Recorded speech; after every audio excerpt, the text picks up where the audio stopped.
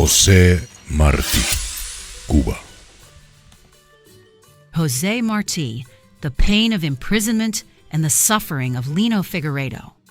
Welcome to the channel Latin American Studies Clips.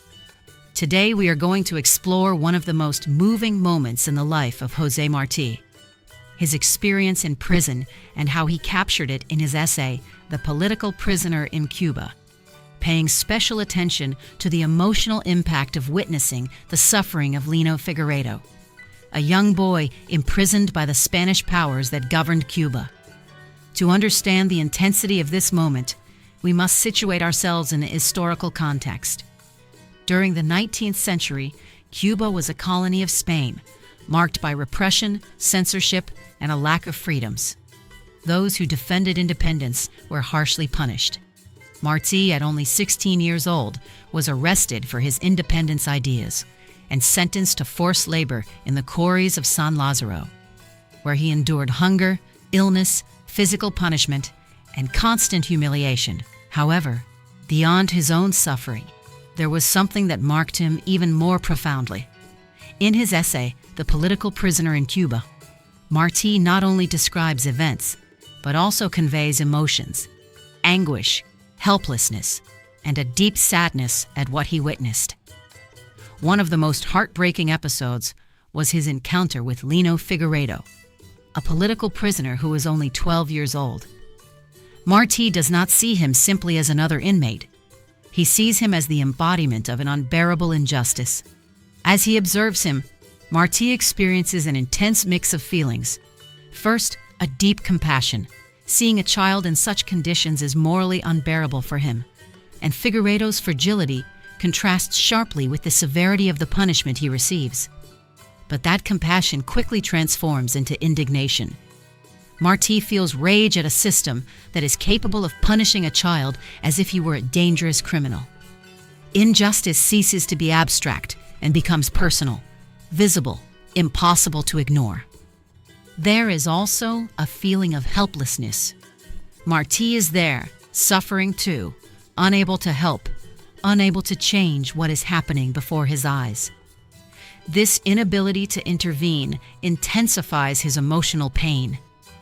As he observes Figueredo's physical and emotional deterioration, Martí experiences something even deeper, a kind of anticipatory grief. He understands that this child is not only suffering, he is being destroyed by the system. Figueredo's fate reinforces this feeling. More than an individual case, it becomes a symbol of truncated lives, lost innocence, of a future that colonialism snatches away without compassion. Why were they there? Martí for his independence ideas, Figueredo for being linked, directly or indirectly, to a context of resistance. But for Martí, reason ceases to matter in the face of the disproportion of punishment. No reason justifies that level of suffering, especially in a child. These emotions are reflected in The Political Prisoner in Cuba, where Martí does not write with distance. He writes with the pain still present. His language seeks for the reader to feel what he felt, to see what he saw. And here is where the magnitude of his work is revealed. As an essayist and poet, Martí manages to transform his personal pain into a universal denunciation, especially during his time in New York. His writings help to explain to the United States the reality of the Spanish-speaking world, its struggles, its wounds, and its aspirations. The value of his words is enormous because they not only inform and move. Martí does not simply describe oppression, he makes it felt. And in doing so, he creates awareness beyond the borders of Cuba. This impact is so significant that today his legacy is recognized even physically, with a statue in Central Park, a symbol of how his voice crossed borders. The experience in prison, especially the encounter with Lino Figueredo, profoundly transforms Martí. His sense of justice becomes more urgent, his empathy more intense, and his political commitment more steadfast. Regarding Spanish control, Martí describes it not only as a repressive system, but as a machinery that destroys human dignity. that breaks bodies and spirits, but that, in his case, fails to extinguish his conviction. In conclusion, the meeting with Lino Figueredo was not just another episode in Jose Martí's life. It was an emotional wound that defined his thinking.